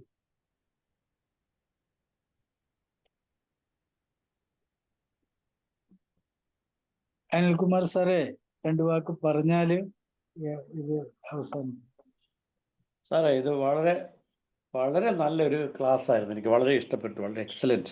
അത് തന്നെയല്ല സാറ് മൊത്തത്തിൽ മെഡിറ്റേഷനെ പറ്റി എല്ലാവരും പറഞ്ഞു. കാരണം അത് മനസ്സിന് വളരെയധികം സ്വസ്ഥത തരും. എന്തെല്ലാം ടെൻഷനോ സ്ട്രെസ്സോ ഒക്കെ ഉണ്ടെങ്കിലും അത് കളയാൻ ഈ പറയുന്ന മെഡിറ്റേഷൻ, റിലാക്സേഷൻ ടെക്നിക്ക് വളരെ പ്രയോജനപ്പെടും. നമ്മുടെ ശരീരത്തെയും മനസ്സിനെയും എല്ലാം കൂടെ കോൺസെൻട്രേറ്റ് ചെയ്ത് ബാക്കി വെളിയിൽ നടക്കുന്ന എല്ലാം മറന്ന് നമുക്ക് ശരിയാക്കാൻ സാധിക്കുന്നു. പിന്നെ ക്ലാസ്സുകൾ എന്ന് പറഞ്ഞു കഴിഞ്ഞാൽ സൈക്കോസോമാറ്റിക് ഡിസീസ് എന്ന് സാർ ഇവിടെ പറഞ്ഞ് എല്ലാവർക്കും അറിയാവുന്ന കാര്യമാണ്. നമ്മുടെ 80-85% ശാരീരിക രോഗങ്ങളും ഈ പറയുന്ന മാനസിക പ്രശ്നങ്ങളാണ്. അത് സാർ വളരെ വിശദമായി പറഞ്ഞു. അതിനകത്തുള്ള എന്താണത്, എങ്ങനെ അതിൻ്റെ രോഗഭീതി മറ്റുള്ള എല്ലാ കാര്യങ്ങളും എല്ലാം സാറ് പറഞ്ഞു കഴിഞ്ഞു. അതോടൊപ്പം തന്നെ അതിനുള്ള പരിഹാര മാർഗങ്ങളും പുള്ളിയുടെ സാറ് ഇവിടെ പറയുകയുണ്ടായി. അതാണ് ഇപ്പോൾ സാർ ഇവിടെ പറഞ്ഞു വെച്ചിരിക്കുന്നത്. അതായത് കൗൺസിലിംഗ് വേണം, അതോടൊപ്പം തന്നെ സൈക്കോ തെറാപ്പി വേണം. അതിൽ ഏറ്റവും പ്രധാനമായിട്ടുള്ളത് CBT. സാർ അത് എടുത്ത് തന്നെ പറയുന്നുണ്ട്. നമ്മുടെ കിടക്കുന്ന വികാരത്തെ അതിനെ മാറ്റിയെടുക്കാൻ, നമ്മളെ ഒരു അവയർനെസ്സിലേക്ക് കൊണ്ടുവരാൻ ഈ കൗൺസിലിംഗ് ഒക്കെ വരാമെന്ന് പറഞ്ഞു. ഈ ട്രോമ ചികിത്സയും ബാക്കി ലാസ്റ്റ് ഈ മെഡിറ്റേഷൻ കൊണ്ട് ഒരാളുടെ മനസ്സ് വളരെ സ്വസ്ഥമാകാൻ സാധിക്കും എന്നുള്ളതാണ്. ഇതെല്ലാവരും ഇതിൻ്റെ കാര്യങ്ങൾ ഒന്നും കൂടെ വായിച്ച് മനസ്സിലാക്കിയിട്ട് ഈ മെഡിറ്റേഷനിൽ നമ്മൾ 1-2 പ്രാവശ്യം കേട്ട് കഴിഞ്ഞാൽ നമുക്ക് തന്നെയല്ല മറ്റുള്ളവർക്കും പ്രയോജനപ്പെടുത്താൻ നമുക്ക് പറഞ്ഞു കൊടുക്കാൻ സാധിക്കും. സാറേ, വളരെ എക്സലൻ്റ്, നല്ല ഒരു അടിപൊളി ക്ലാസ് ആയിരുന്നു. എല്ലാവർക്കും പ്രയോജനപ്പെടുത്തും. നല്ലൊരു അനുഭൂതിയായിരുന്നു. എല്ലാ ആശംസകളും വിജയങ്ങളും നേരുന്നു എല്ലാവർക്കും. താങ്ക് യു രാജു സാർ പറഞ്ഞു. Thank you Sabu sir. Good evening everybody. ആദ്യമായിട്ട് ഞാൻ റിമാൻ സാറിനെ പ്രത്യേകമായിട്ട് അനുമോദിക്കട്ടെ. വളരെ പ്രയോജനകരമായ ഒരു ക്ലാസ്, യൂസ്ഫുൾ ആയിട്ടുള്ള ക്ലാസ് ഇന്നിവിടെ എടുത്തതിനായിട്ട്. മായോ ക്ലിനിക് എന്ന് പറയുന്നത് അമേരിക്കയിലെ ഏറ്റവും വലിയ ഹോസ്പിറ്റലുകളിലൊന്നാണ് മായോ ക്ലിനിക്. ഇവിടെയുള്ള ഡോക്ടേഴ്സിന് മായോ ബ്രദേഴ്സ് എന്ന് പറയുന്നത്. അദ്ദേഹം പറഞ്ഞത് more than 50% of our hospital bed are occupied with patients who are become patient through can say മാനസിക കാരണങ്ങൾ, നെർവസ് കാരണങ്ങളാണ് രോഗികളായിരിക്കുന്നത്.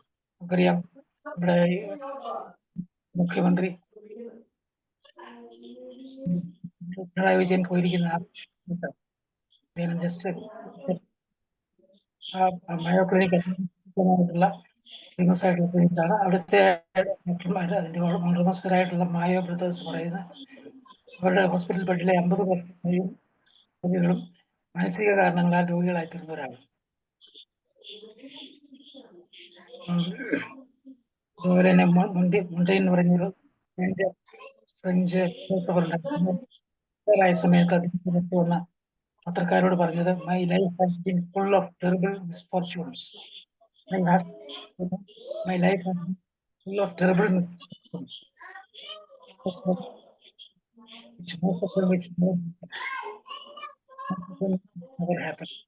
അതായത് എന്റെ ജീവിതം മുഴുവനും വളരെ വളരെ വലിയ ദുരന്തങ്ങളായിരുന്നു. പക്ഷേ അത് മിക്കവാറും സംഭവിച്ചിട്ടില്ല. കാരണം അത് കൽപ്പിച്ചുണ്ടാക്കിയായിരുന്നു, മനസ്സിൽ ചിന്തിച്ചുണ്ടാക്കിയായിരുന്നു. ഒരു ഫിലോസഫർ അങ്ങനെ പറയണമെങ്കിൽ നമ്മൾ സാധാരണക്കാരായ നമ്മളൊക്കെ എത്ര അധികമായിരിക്കും. പിന്നെ നമ്മൾ ഇന്ത്യയിലൊന്നും ഈ കണക്കുകളും നമ്മൾ സൂക്ഷിക്കുന്നില്ല. നമ്മുടെ ഹോസ്പിറ്റലിലെ ബെഡ് ഒക്കെ ചെയ്യുന്ന ആളുകളിൽ 75% ഇപ്പോൾ ഇവിടെ അനിൽകുമാർ സാറും 75% ആൾക്കാരും 80% ആൾക്കാർ ഇതുപോലെയുള്ള കാരണത്താൽ രോഗികളായിട്ടുള്ളവരാണ്. അവിടെയുള്ള മറ്റൊരു ഡോക്ടർ പറഞ്ഞിരിക്കുന്നത് ഡോക്ടേഴ്സ് സ്വയം അവർക്ക് രോഗവിമോചിതരാകാൻ സാധിക്കും. അവർ വറീസിൽ നിന്നും വിമോചിതരായി കഴിഞ്ഞാൽ, അതായത് ഉത്കണ്ഠയിൽ നിന്നും ആകുലതയിൽ നിന്നും അവർക്ക് വിമോചനം സാധിക്കുകയാണെങ്കിൽ അങ്ങനെ സാധിക്കും. ഇതൊക്കെ കണക്കുകളാണ് പറയുന്നത്. അപ്പം ഇങ്ങനെ തീർച്ചയായിട്ടും ഇന്നത്തെ സാറിൻ്റെ ക്ലാസ്സിൽ ഇത് തന്നെയാണ് പറഞ്ഞത്. സൈക്കോസൊമാറ്റിക് എന്ന് പറയുന്നത് 2000 വർഷം മുമ്പ് പ്ലേറ്റോ എന്ന് പറഞ്ഞാൽ 2000 വർഷം മുമ്പ് ജീവിച്ചതായ ഗ്രീക്ക് തത്വജ്ഞാനിയാണ്. അദ്ദേഹം പറഞ്ഞിരിക്കുന്നത് greatest mistake or physicians make is they are attempting to treat the body without attempting to treat the mind. Since body and mind are the same, it has to be treated simultaneously. അതായത് ഏറ്റവും വലിയ mistake നമ്മുടെ ഡോക്ടർമാർ ചെയ്യുന്ന ഏറ്റവും വലിയ mistake ശാരീരിക അസ്വസ്ഥതകളെ അവരുടെ മാനസിക അസ്വസ്ഥതകളിൽ നിന്ന് വ്യത്യസ്ത ചികിത്സിക്കാതെ ശാരീരിക അസ്വസ്ഥതകളെ മാത്രം ചികിത്സിക്കുക, അല്ലെങ്കിൽ ശാരീരിക അസ്വസ്ഥതകളുടെ ലക്ഷണങ്ങളെ പലപ്പോഴും നമ്മൾ ചികിത്സിക്കുന്നത്. അപ്പോൾ അത് 2000 വർഷം മുമ്പ് പ്ലേറ്റോ പറഞ്ഞു. എന്നാൽ ഇവിടെ അടുത്ത കാലഘട്ടം വരെ നമ്മളും അതേ രീതിയിലാണ് ചെയ്തുകൊണ്ടിരുന്നത്. എന്നാലിപ്പോൾ സൈക്കോസൊമാറ്റിക് ഡിസീസസ് എന്ന് പറഞ്ഞുകൊണ്ട് സൈക്കോളജിസ്റ്റും സൈക്കാട്രിസ്റ്റും ഒക്കെ ഉണ്ട്. എന്നാലും അത് അധികം പ്രചാരത്തിലായിട്ടില്ലെന്നാണ് എനിക്ക് തോന്നുന്നത്. തീർച്ചയായിട്ടും സാർ പറഞ്ഞതായിട്ടുള്ള കാര്യങ്ങളൊക്കെ ഇപ്പോഴും നിലനിൽക്കുന്നുണ്ട്. നമ്മുടെ ഉത്കണ്ഠയാണ്, നമ്മുടെ ആകുലതയാണ് നമ്മുടെ എല്ലാ മിക്കവാറും രോഗങ്ങൾക്ക് കാരണം. Past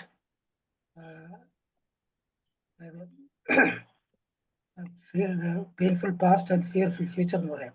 painful past and fearful future, നമ്മൾ കടന്നു പോയിട്ടുള്ള ഇന്നലകളുടെ നമ്മളെ ഏൽപ്പിച്ചതായ ആഘാതങ്ങൾ, അതുപോലെ നാളെയെക്കുറിച്ചുള്ള ഉത്കണ്ഠ, ഇത് രണ്ടുമാണ് ഇന്നത്തെ നമ്മുടെ ജീവിതത്തെ എപ്പോഴും രോഗാകുലമാക്കുന്നത്, നമ്മുടെ ജീവിതത്തെ വളരെയധികം ദുഃഖകരമാക്കി തീർക്കുന്നതെന്ന് നമുക്കറിയാം. തീർച്ചയായിട്ടും അതിന് ഏറ്റവും പറ്റിയ ഒരു മാർഗമാണ് ഈ പറഞ്ഞതായ മെഡിറ്റേഷൻ, അതുപോലെ യോഗ, അതുപോലെ തന്നെ പ്രാണായാമമൊക്കെ. കാരണം നമ്മുടെ ശരീരത്തിനും മനസ്സിനും ഇടയിലുള്ളതായ ഒന്നേ ഉള്ളൂ, അത് നമ്മുടെ ശ്വാസമാണ്, വായുവാണല്ലോ. ശരീരത്തിനെയും മനസ്സിനെയും ബന്ധിപ്പിക്കുന്ന ഒന്നാണ് ഈ ശ്വാസം അല്ലെങ്കിൽ വായു എന്ന് പറയുന്നത്. എത്രയധികം ഓക്സിജൻ നമ്മുടെ ലങ്സിലേക്ക് വരുന്നു, അത്രയധികം നാം എനർജറ്റിക് ആവും, അത്രയധികം നാം തീർച്ചയായിട്ടും സൗഖ്യമുള്ളവരായിത്തീരും. അതാണ് അവസാനമായിട്ട് ചെയ്യിപ്പിച്ചതായിട്ടുള്ള ഈ ധ്യാനം അല്ലെങ്കിൽ മെഡിറ്റേഷൻ കൊണ്ടൊക്കെയുള്ള പ്രയോജനം. പലപ്പോഴും സാറിന് പ്രത്യേകമായി ക്ലിനിക്കുണ്ട്. അദ്ദേഹം ചെയ്യുന്നത് ഈ വരുന്നതായ രോഗികൾ പറയുന്നത് കേൾക്കുകയാണ്, കേട്ടിട്ട് അത് കേൾക്കാൻ തയ്യാറാകുക.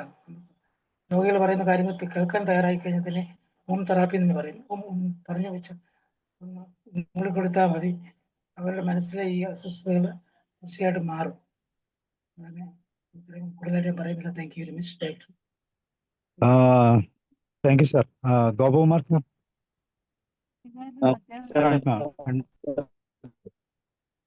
പിന്നെ ഈ കൗൺസിലിങ്ങിന് കേൾക്കുമ്പോഴേ ആളുകൾക്ക് മനോരോഗം ഉണ്ടായി തുടങ്ങും, സൈക്കോസൊമാറ്റിക് ഉണ്ടായി തുടങ്ങും പലർക്കും.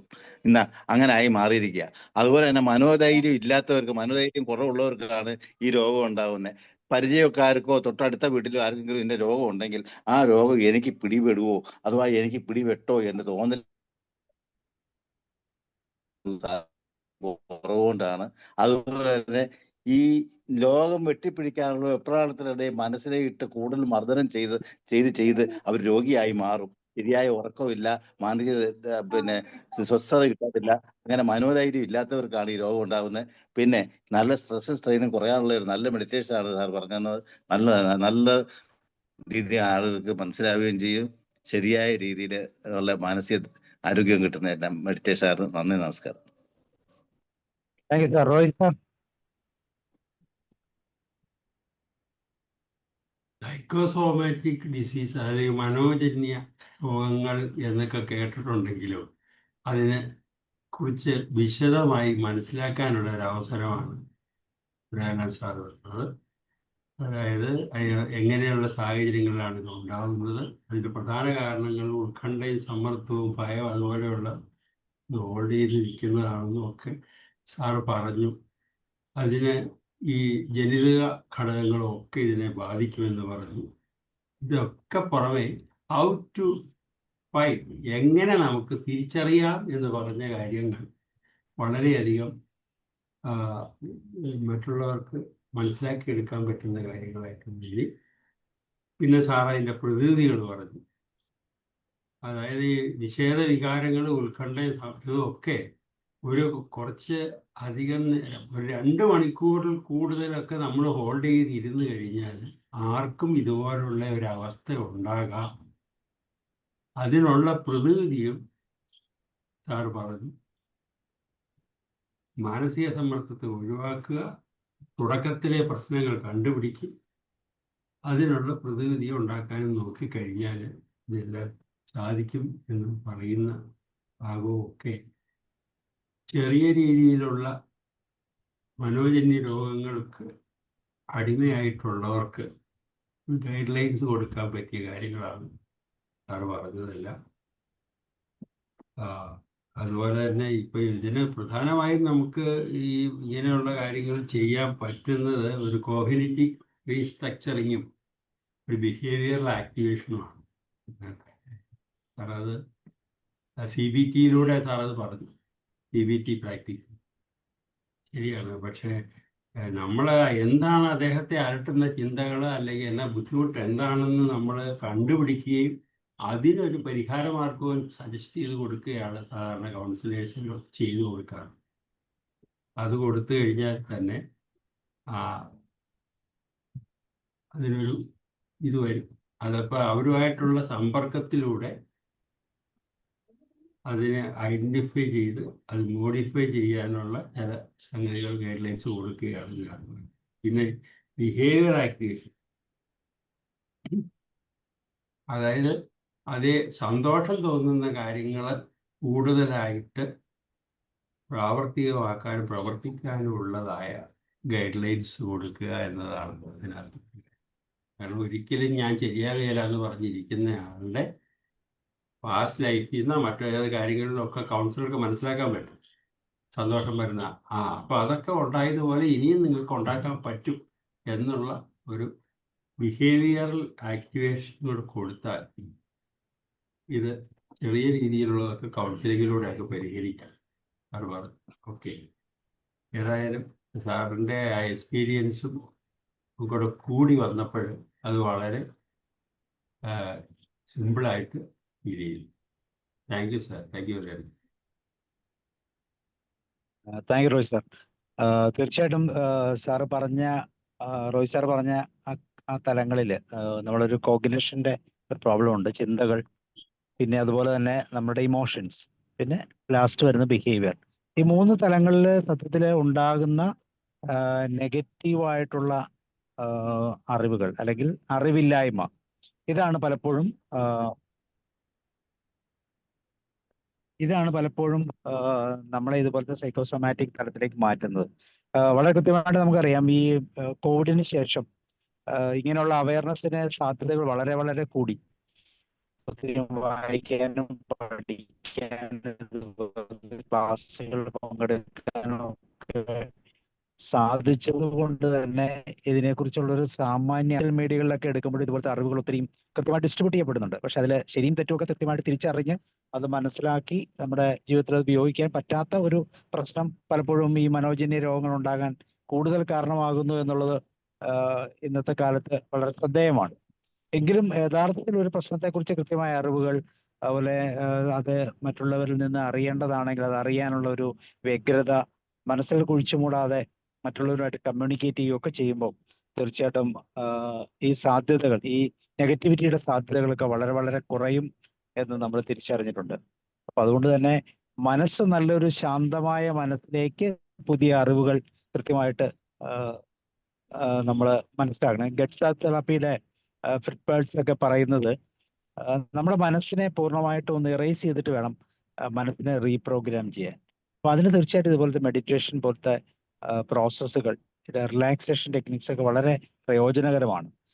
പൂർണ്ണമായിട്ടും അൺലേൺ ചെയ്ത് റീലേൺ ചെയ്യാനുള്ള ഒരു സാധ്യത ഉണ്ടാകുമ്പോഴാണ് അറിവുകളെ കൃത്യമായിട്ട് നമുക്ക് അപഗ്രഥിക്കാനും കൃത്യമായിട്ട് സൂക്ഷിക്കാനും സാധിക്കും. അതുതന്നെയാണ് ഈ പറയുന്ന സൈക്കോസൊമാറ്റിക് രോഗങ്ങളെ. എനിക്ക് തോന്നുന്നു 95% രോഗങ്ങളും സൈക്കോസൊമാറ്റിക്കിന്റെ തലത്തിൽ ചാർട്ട് ചെയ്യപ്പെട്ടിട്ടുണ്ട്. പലതും അറിവില്ലായ്മയുടെ തലത്തിലൂടെ ഉണ്ടാകുന്നതാണ് എന്നുള്ളതാണ് പ്രത്യേകം. അത് ഉലഹന്നാൻ സർ വളരെ കൃത്യമായിട്ട് അത് എടുത്തു പറഞ്ഞു. നമ്മുടെ ശരീരം കാണിക്കുന്ന പല ലക്ഷണങ്ങളും പലപ്പോഴും മനസ്സിന്റെ പ്രശ്നങ്ങളാണെന്ന് തിരിച്ചറിയാൻ പറ്റാതെ ശാരീരിക അസുഖങ്ങളായിട്ടൊക്കെ ട്രീറ്റ് ചെയ്ത് പലപ്പോഴും പ്രശ്നങ്ങൾ ഉണ്ടാക്കുന്നു. ശരിക്കുള്ള റൂട്ട് കണ്ടുപിടിക്കാൻ പറ്റാതെ വരുന്നു. ഇതെല്ലാം ഒരു വലിയ പ്രോബ്ലം തന്നെയാണ്. അപ്പൊ ഇത് വളരെ കൃത്യമായിട്ട് ഉലഹന്നാൻ സർ അത് എക്സ്പ്ലെയിൻ ചെയ്തു. മെഡിറ്റേഷനിലൂടെ അത് എങ്ങനെയാണ് അൺലേൺ ചെയ്ത് റീലേൺ ചെയ്യേണ്ടതെന്നും സാർ അത് വളരെ കൃത്യമായിട്ട് പറഞ്ഞു. രമാവതി എന്തോ പറയാൻ റെഡി ആയിട്ടിരിക്കുന്നു. സാറേ നമസ്കാരം. കുറെ എനിക്ക് നഷ്ടമായി, കാരണം ഇവിടെ റേഞ്ച് കിട്ടുന്നില്ല പാലക്കാടുള്ള. അപ്പം സാബു സാർ നമസ്കാരം. അതുപോലെ ഉലഹന്നാൻ സാറിന്റെ ക്ലാസ് കേൾക്കാൻ കൊതി വന്നിട്ട് ഞാൻ ഇവിടെ തുറന്നു വെച്ച. കുറച്ചു നേരം നഷ്ടമായി, കുഴപ്പമില്ല. പിന്നെ കുറച്ച് കേട്ടായിരുന്നു. അപ്പൊ എനിക്ക് തോന്നുന്നു ഈ രോഗങ്ങൾ വരുമ്പോ എനിക്ക് ഒന്നാമത് പറയാനുള്ളത്, ഇപ്പം ഈ കൂട്ടുകുടുംബത്തിൽ നിന്ന് പോയിട്ട് കല്യാണം കഴിക്കുന്ന കുട്ടികളെ സംബന്ധിച്ചിടത്തോളം ഭർത്താവ് ജോലിക്ക് പോയി ഭാര്യ കഴിച്ച കുട്ടി ഒറ്റയ്ക്ക് വീട്ടിലാണെങ്കിൽ അതന്നെ ഒരു രോഗമായിട്ട് മാറും സാറേ. ചിന്ത കൂടുമ്പോഴാണ് ഈ രോഗങ്ങൾ, അനാവശ്യ ചിന്തകളൊക്കെ കൂടുമ്പോഴാണ് ഇങ്ങനെ രോഗങ്ങൾ കടന്നു വരിക. പിന്നെ ഈ കൂടാതെ ഇപ്പം ലഹരി മരുന്നെല്ലാം ഉണ്ടല്ലോ, അതെല്ലാം ഉപയോഗിക്കുന്ന കുട്ടികള് രാത്രിയിൽ ഏതെല്ലാം സമയത്ത് കടന്നു വരുന്നത്. ചിലപ്പോൾ അച്ഛൻ ഉണ്ടാവില്ല, അമ്മ മാത്രമേ ഉണ്ടാവും. അമ്മനെ ഉപദ്രവിക്കുക, ചീത്ത പറയുക. അപ്പോൾ അതവർ ഷെയർ ചെയ്യില്ല. കുട്ടികളെ കൗൺസിലിങ്ങിന് കൊണ്ടുപോകില്ല. അതന്നെ രോഗമായിട്ട് വരും. കാരണം ഇവർ ഷെയർ ചെയ്യാൻ കൂട്ടാക്കുന്നില്ല എന്നുള്ളതാണ് ഒരു വസ്തുത. ഇപ്പൊ അങ്ങനെയുള്ള കുറേ കാര്യങ്ങളുണ്ട് സാറേ. കാരണം നമുക്ക് ഇപ്പൊ കോവിഡിന് ശേഷം ആർക്കെങ്കിലും അറ്റാക്ക്, അങ്ങനെ കുറെ അറ്റാക്കെല്ലാം വരുന്നത് പല കാരണങ്ങളും ഉണ്ടാകാം. പക്ഷെ ചിലവർ പറഞ്ഞു വരുന്നു, അയ്യോ കോവിഡിന്റെ ഇഞ്ചക്ഷൻ എടുത്ത പിന്നെ എല്ലാം അറ്റാക്കാണ്. അപ്പൊ നമ്മൾ ഇങ്ങനെ എടുത്തവര്, അയ്യോ ഞാനും 3 ഇഞ്ചക്ഷൻ എടുത്തിരുന്നു, എനിക്കും വരുമോന്ന് പറഞ്ഞിട്ട് അതും ഒരു രോഗമാക്കിയിട്ട് മാറ്റും. ഇതിന് പല കാരണങ്ങളുണ്ട്, കാരണങ്ങൾ പലതാണ്. കാരണം നമ്മളിപ്പോ മെഡിറ്റേഷന്റെ സാറ് ചെയ്ത വളരെ നന്നായിട്ടുണ്ട്. ഹസ്ബൻഡ് ആ മെഡിറ്റേഷനിൽ പങ്കെടുത്തു. എന്നിട്ട് അമേരിക്കയിലുള്ള ഒരു ഡോക്ടർ തിമോത്തി മെക്കാൾ എന്ന് പറയുന്ന ഡോക്ടർ, അവര് മരുന്നിന് പോയാൽ ഉടനെ യോഗ ആണ് ആദ്യം ചെയ്യിപ്പിക്കുക. ആദ്യം ചെയ്യിപ്പിച്ചിട്ട് രോഗം മാറ്റാൻ നോക്കും യോഗയിലൂടെ. യോഗ യേശ മെഡിസിൻ എന്ന് പറഞ്ഞിട്ട് ഒരു ബുക്ക് എഴുതിയിട്ടുണ്ട് സാറ്, തിമോത്തി മെക്കാൾ, ഡോക്ടർ തിമോത്തി മെക്കാൾ. അതെന്തിനെന്ന് പറഞ്ഞാൽ അവരാദ്യം റിലാക്സ് ചെയ്തിട്ട് കാര്യങ്ങളിലേക്ക് വരിക, രോഗത്തിലേക്ക് വരിക. അത് ഞാനിങ്ങനെ പൊങ്ങച്ചം പറയല്ല. ഞാൻ എംപ്ലോയ്മെന്റ് ഓഫീസറായിട്ടാകുമ്പോൾ ചിലവര് ഇത് കാർഡ് ഒക്കെ നോക്കിയിട്ട് ഒന്നും കിട്ടൂല, നിങ്ങൾ പോയിക്കോളൂ, ഞങ്ങൾ അവസരം വരുമ്പോൾ വിളിക്കും. ഞാൻ അവരുണ്ടല്ലോ സാറേ എൻ്റെ മുമ്പിൽ ഇരുത്തും, കുറേ നേരം ഇരുത്തിയിട്ട് കുറച്ചിങ്ങനെ റിലാക്സ് ആയിട്ട് അവരിങ്ങനെ ചിന്തിക്കുന്നവര്. അപ്പൊ ഞാൻ തിരക്കിനുണ്ടെങ്കിൽ ഇങ്ങനെ നോക്കുന്ന പോലെ അല്ല. അപ്പൊ അവരൊന്ന് ശ്വാസമെല്ലാം കഴിച്ചിട്ട് കാര്യങ്ങൾ പറയാൻ തുടങ്ങുമ്പോൾ പിന്നെ, അല്ലെങ്കിൽ അവർ ദേഷ്യം വന്നിട്ട് നമ്മളെടുത്ത് പറയാം, അവസരം കിട്ടുന്നില്ല പറഞ്ഞിട്ട്. പിന്നെ കാര്യങ്ങൾ നല്ല രീതിയിൽ പറയും. അപ്പൊ എല്ലാ ടെക്നിക്കും എന്താ പറയണ്ട, ഓരോ ജീവിതത്തിൽ നമ്മൾ ചെയ്യുന്നതും, പിന്നെ ഇങ്ങനെ സാറിന്റെ ക്ലാസ് ഉണ്ടല്ലോ സാറേ, വളരെ നന്നായിട്ടുണ്ട്. കാരണം അവസാനത്തെ ആ മെഡിറ്റേഷൻ ഉണ്ടല്ലോ, വളരെ എന്താ പറയേണ്ടത്, അതിങ്ങനെ സത്യം പറഞ്ഞാൽ ഞാൻ ഇന്ന് രാവിലെ മുതലേ തിരക്കിലാണ്. തിരക്കല്ല, സ്ട്രെസ്സാണ്. കാരണം എൻ്റെ ഒരു ഇളയമൻ്റെ മോള് മംഗലാപുരത്ത് സീരിയസ് ആണ് കണ്ടീഷൻ. എന്നിട്ട് ഫോൺ വന്നുകൊണ്ടേയിരിക്കുന്ന, അപ്പോഴാണ് സാറിന്റെ ഈ ക്ലാസ് എന്ന് പറഞ്ഞിട്ട് ഞാൻ വേഗം കയറിയത്. അപ്പൊ ആ കുറച്ച് സമയത്തൊക്കെ ഉണ്ടല്ലോ എൻ്റെ മനസ്സ് വളരെ നന്നായിട്ടുണ്ട്. Thank you sir, thank you so much. അല്ല, രമാവതി പറഞ്ഞപ്പോ ആ സിറ്റുവേഷനിൽ പോലും നമ്മുടെ മനസ്സ് പലപ്പോഴും ഏറ്റവും നെഗറ്റീവായ തലത്തിലേക്ക് പോകാൻ ഒരു സാധ്യതയാണ് അവിടെ തുറന്നു വരുന്നത്, അല്ലേ?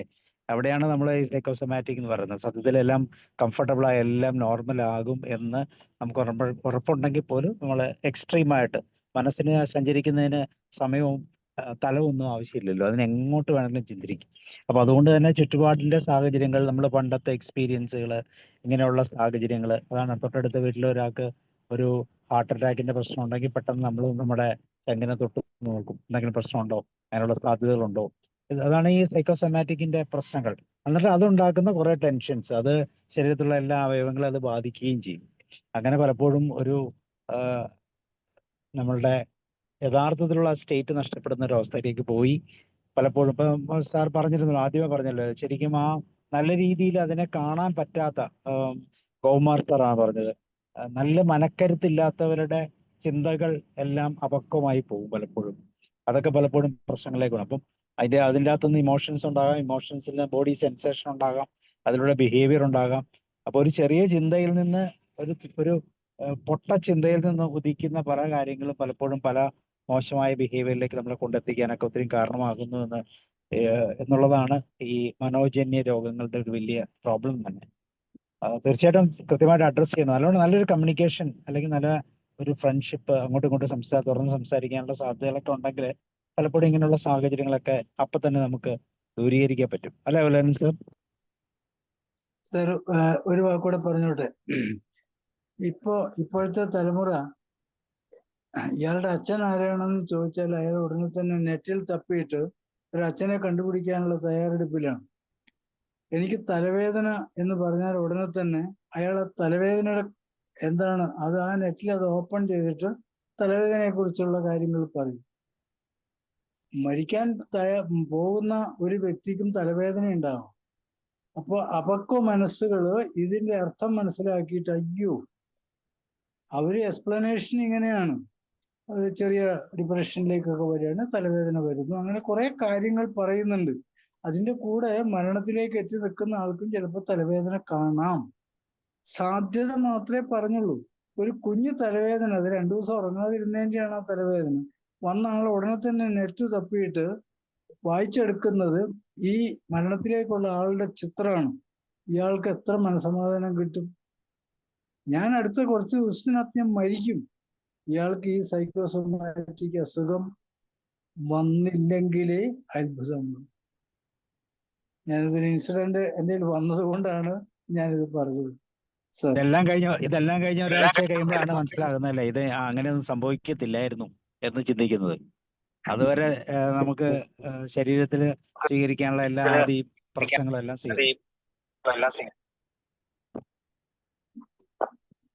പറയും. ഷാജു സാർ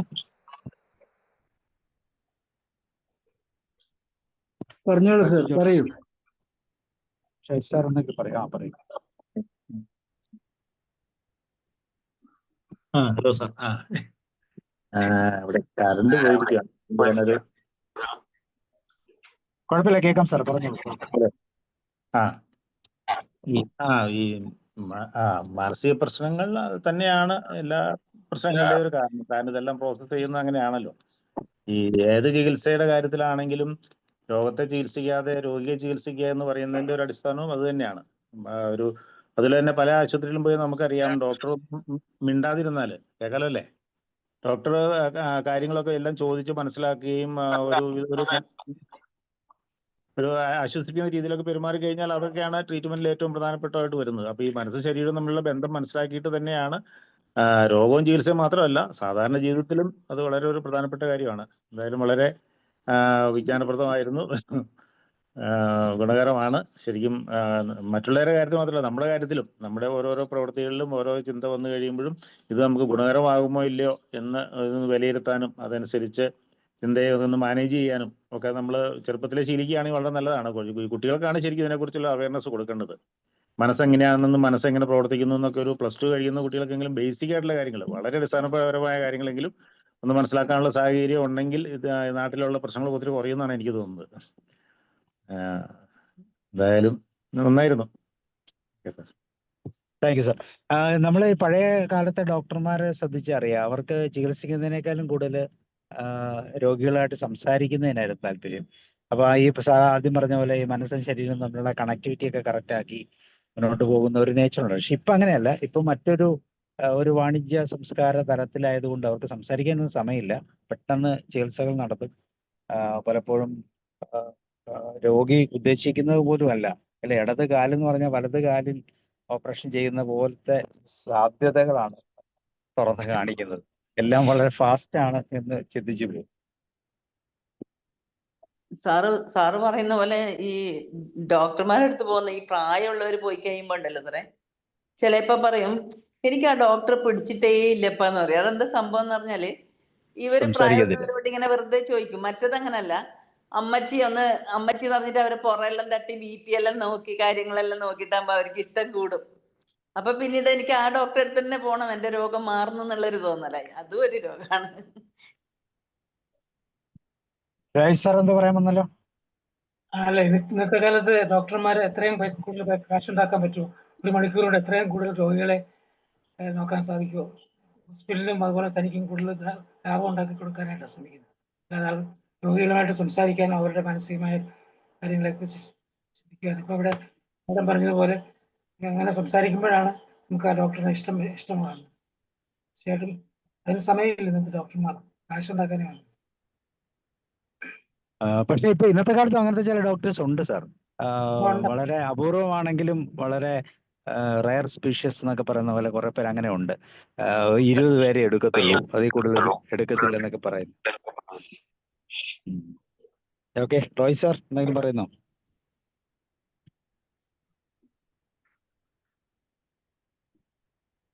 സാർ അൺമ്യൂട്ട് കേൾക്കുന്നില്ല. അൺമ്യൂട്ട് ആയില്ല. ഓക്കെ. ഇതുപോലെയുള്ള ആൾക്കാരുണ്ട്, ശരിക്കും ഡെഡിക്കേറ്റഡ് ആയിട്ടുള്ള ആൾക്കാരും അതൊക്കെ വെറും സാമ്പത്തിക നേട്ടത്തിന് മാത്രമായിട്ടുള്ളവരും. പിന്നെ ചില ആൾക്കാർ ഈ ഡോക്ടർമാരെ എനിക്കറിയാം, പ്രാക്ടീസ് ചെയ്ത് കഴിഞ്ഞാൽ സ്വന്തം കുടുംബവും ഇതൊന്നുമില്ല, ഇതിൽ തന്നെ അങ്ങോട്ട് സന്തോഷം കാട്ടുക. അപ്പോൾ ഡോക്ടറുടെ ഭാര്യമാരും ഒക്കെ പറഞ്ഞ് ഞാൻ കേട്ടിട്ടുണ്ട്, ഇതുപോലെ ഒരു ഇത് വലിയ പാടാണ്. അപ്പോൾ ഇതൊക്കെ എങ്ങനെ കേൾക്കും. പക്ഷെ ഏതായാലും ഈ മാനസികമായ പിരിമുറുക്കങ്ങൾ വരുന്ന അവസരത്തിൽ തന്നെത്താനെ അതങ്ങ് ഒതുക്കി തീർക്കാൻ അതിനെ ദേഷ്യം കൊണ്ട് തന്നെ നേരിടുകയും ചെയ്യുന്ന കുടുംബ ചുറ്റുപാടുകളാണ് ഉള്ളത്. അതിൽ കൗൺസിലിംഗ് എന്നൊക്കെ പറയുന്നതിന് പോകാൻ പറ്റാത്ത കാരണം എന്ന് പറഞ്ഞാൽ ഇതിൽ തന്നെ നേരിട്ട് വേറെ കുഴപ്പമാണെന്ന് തന്നെ ബന്ധപ്പെട്ടവർ പറയുകയും കൂടി ചെയ്യുമ്പോഴത്തേക്കും ദേഷ്യം അങ്ങോട്ട് വരും. സാധാരണ സംഭവങ്ങളാണ്. അതിനെ സ്നേഹമായിട്ട് ലോഹ്യമായിട്ട് കാര്യങ്ങൾ പറയാനോ മറ്റതിനോ ഉള്ള ഒരു അന്തരീക്ഷം ഈ പറയുന്ന ആർക്കുമില്ല, ഈ ഒരു കുടുംബത്തിനും ഇല്ല. അത് അവരുടെ ആ ദൈനംദിന ഇതില്ല. പക്ഷെ ആ ഒരു കൗൺസിലർ അല്ലെങ്കിൽ അതുപോലെ ക്ഷമയോടുകൂടി കേൾക്കാൻ പറ്റിയ അല്ലെങ്കിൽ മനസ്സിലാക്കി കൊടുക്കാൻ പറ്റുന്ന ഒരു അന്തരീക്ഷം ഇന്ന് കുറവാണെന്നുള്ളതാണ് ഇതിനകത്ത് ഏറ്റവും വലിയ വിഷയമായിട്ടുള്ളത്. ഇപ്പോൾ കൗൺസിലിങ്ങിനൊക്കെ പോകാന്ന് പറയുന്നത് എന്തോ മാനസിക രോഗത്തിന് അടിമയായ ആളാണെന്ന് തോന്നുന്ന സാഹചര്യവും ഒക്കെ.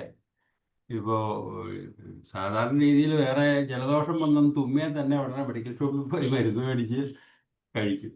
നേരെ മറിച്ച് ഇതുപോലുള്ള ഒരു വിഷമം വന്നു കഴിഞ്ഞാൽ അത് ഒതുങ്ങി ആരും അറിയാതെ കൊണ്ടു നടക്കാൻ നോക്കുകയാണ് ചെയ്യുന്നത്. ഡോക്ടർമാരെ ഒന്നും കാണാൻ പോവുകയില്ല, പോയി കഴിഞ്ഞാൽ 4 പേര് അറിഞ്ഞാൽ ബുദ്ധിമുട്ടാണെന്നുള്ളതാണ്. ഇതൊരു സാധാരണ സംഭവമായിട്ട് വരിക. പിന്നെ ഒരു രക്ഷയില്ലാതെ വരുമ്പോഴാണ് ഈ പറയുന്ന കൗൺസിലിംഗ്. എല്ലാ പ്രതീക്ഷകളും അടഞ്ഞു കഴിയുമ്പോൾ, എല്ലാ പ്രതീക്ഷകളും തീർന്നു കഴിയുമ്പോഴാണ് ഇങ്ങനെയുള്ള സാഹചര്യം.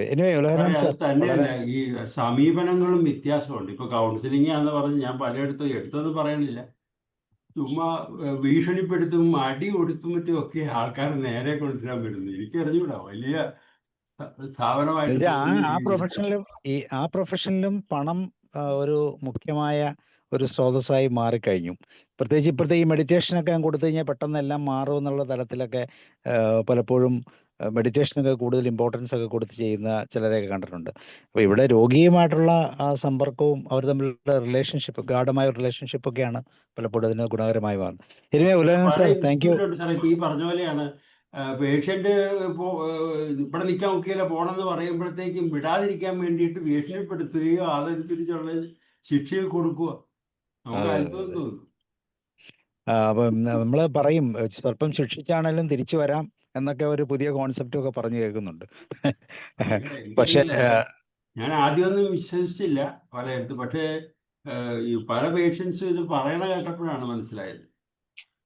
നമ്മള് ബുദ്ധിമുട്ടാണ് എന്ന് പറഞ്ഞപ്പോഴത്തേക്കും നിന്റെ തോന്നലാണെന്ന് പറഞ്ഞു, അതല്ല ഇങ്ങനെയാന്ന് പറഞ്ഞു, ഒരടി എനിക്കിട്ട് വെച്ച് തന്നൊക്കെ പറഞ്ഞ. നമ്മുടെ ചിത്രം എന്ന് പറയുന്ന സിനിമയിലല്ലേ, ചിത്രത്തിലാണോ നമ്മുടെ സോമന്റെ ഒക്കെ ഒരു രീതികളൊക്കെ നമ്മൾ ഓർക്കും. ചിത്രമാണ് അത്? താളവട്ടമാണ്. താളവട്ടത്തിലില്ലേ സാറേ കുതിരവട്ടം പാപ്പു? വെള്ളം വെള്ളം എന്ന് പറയുമ്പോ ഇങ്ങനെ അല്ല, അത് മണിച്ചിത്രത്താഴാണ്. അതല്ല, മണിച്ചിത്രത്താഴാണ്. താളവട്ടത്തിലെ മോഹൻലാലിന്റെ മനോരോഗമുള്ള ഒരു വ്യക്തിയുടെ ആ ഒരു ഉണ്ട് അതിലുണ്ട്. അതില് സോമന്റെ ഒക്കെ ആ സോമന്റെ. രീതി പോലത്തെ ചില ആളുകൾ ഇപ്പോഴും ഉണ്ട് എന്ന് തോന്നിപ്പോ. Anyway, Ulahannan sir, thank you, wonderful topic. തീർച്ചയായിട്ടും ഇത് മറ്റുള്ളവർക്ക് ഇങ്ങനെ ഒരു സാധ്യതകളെ കുറിച്ച് കൃത്യമായിട്ട് പറയാൻ സാറിന്റെ ഈ ടോപ്പിക്കും അതുപോലെ തന്നെ മെഡിറ്റേഷനും വളരെ സഹായിച്ചു. അപ്പം thank you once again sir. വീണ്ടും നമുക്ക് ഇതുപോലത്തെ ടോപ്പിക്കുമായിട്ട് വരാം. എല്ലാവരും ഒക്കെ റെഡി ആയിക്കോളൂ കേട്ടോ. ചെറിയ മെഡിറ്റേഷൻ, ചെറിയ ക്ലാസ്സും ഒക്കെ ആയിട്ട് നമുക്ക് ഇച്ചിരൂടെ ഒക്കെ ഇന്ററാക്ട് ചെയ്ത് പോവാം. ഓക്കെ, അപ്പോൾ thank you Ulahannan sir, once again thank you very much. എല്ലാവർക്കും ഒരിക്കൽ കൂടി നന്ദിയും സ്നേഹവും അറിയിക്കുന്നു. നാളെ നമുക്ക് റോയ് സാറിന്റെ പാട്ടാണ് കേട്ടോ. റോയ് സാറിന്റെ പാട്ട് എനിക്ക് ഇടണം കേട്ടോ. Okay sir. നമുക്ക് PPT ഒക്കെ ഉണ്ടാക്കാം. Okay, see you and good night. Bye. Good night, sir.